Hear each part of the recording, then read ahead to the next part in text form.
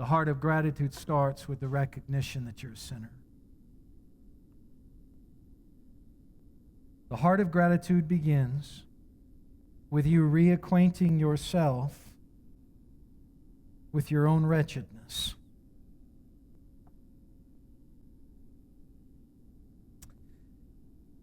This is if you were raised in the church, if you were raised in Christianity, this is likely your biggest problem. Honestly, I think pastorally,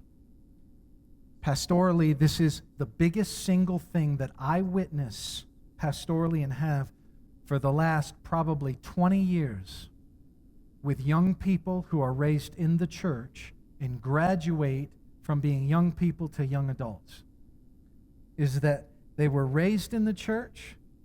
They could hardly remember a time that Jesus wasn't on their lips. They could hardly remember a time that Jesus wasn't spoken of in their home. They can hardly remember a time that they weren't in a children's ministry, in a youth ministry. They can't remember a summer without a vacation Bible school or a camp of some kind. They cannot remember life without Jesus. And that sounds awesome, and it ought to be. It should be. The problem is that they have a very difficult time recognizing the depths of their own depraved hearts, because they feel like they've just always been with Jesus. See, people who come to Christ as adults tend to know what it was like to be without Jesus. Right? They tend to, like, it's that old, like, C.S. Lewis thing I've quoted for you before. Like the most toothsome sinners end up making the greatest saints. And it's because they get what they were rescued from. And some people who have been around church their whole life need to spend a little time asking themselves, what would their life be really like if Jesus had never invaded their life? What would that look like for them? Who would they really be without Christ? And to sit with that for a while.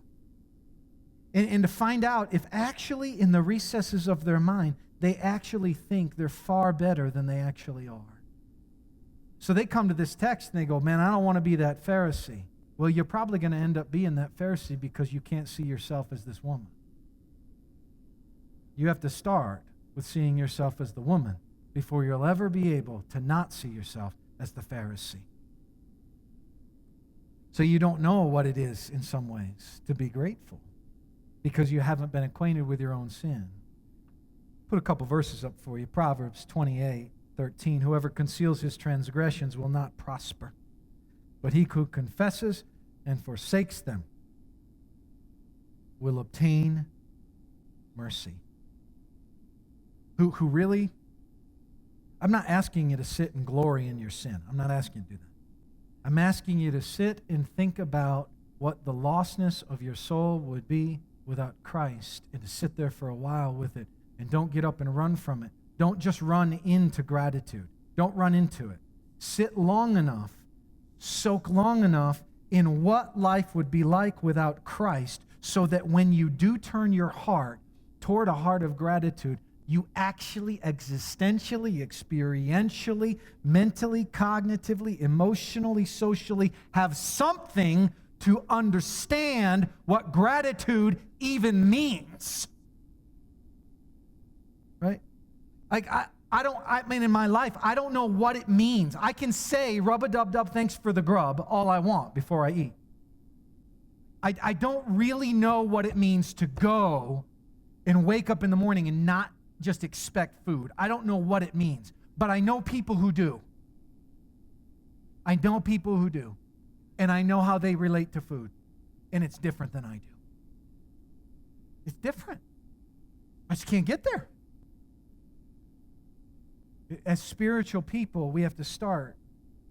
And we got to find a way to get there.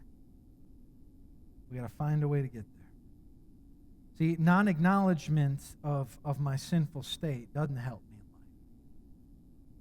It doesn't help me. Pretending like it isn't all that bad. Pretending like I'd probably be a pretty good Joe without Jesus. Doesn't help me. I end up being like one of those people on those, you ever see those like stupid criminal shows? I think I've shared with the church before, my favorite one I ever saw was a guy who was robbing the store that he worked at. It was a convenience store. He's robbing the store he works at, so he knows where all the cameras are, and you can watch him walk over to the camera. He looks at it, he goes up to tape over the camera, and he tapes over it with clear tape and then robs the drawer. Now that's a stupid criminal.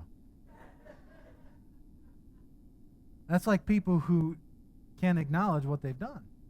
They're taping over their lives with clear tape. God sees it all anyway, whether you're going to acknowledge it or not. He knows what you'd be without him.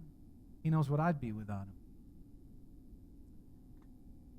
Famous text, but look at the first couple verses here. If we say we have no sin, I don't think any of you would probably say you have no sin. That'd take a lot of hubris. I know a lot of people, though, who act like they wouldn't have a lot of sin. I know a lot of people who act like they don't have much. So I hesitate to edit the Bible. That's not a good thing to do.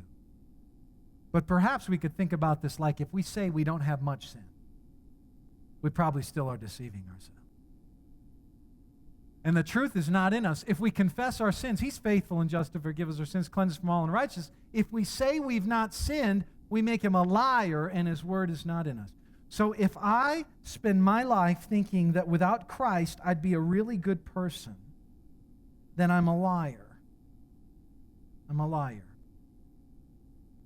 I have to think about the depth of my own depravity for me to ever begin to understand gratitude. Because I'll only understand gratitude inversely proportional to how dark it was before the light came on.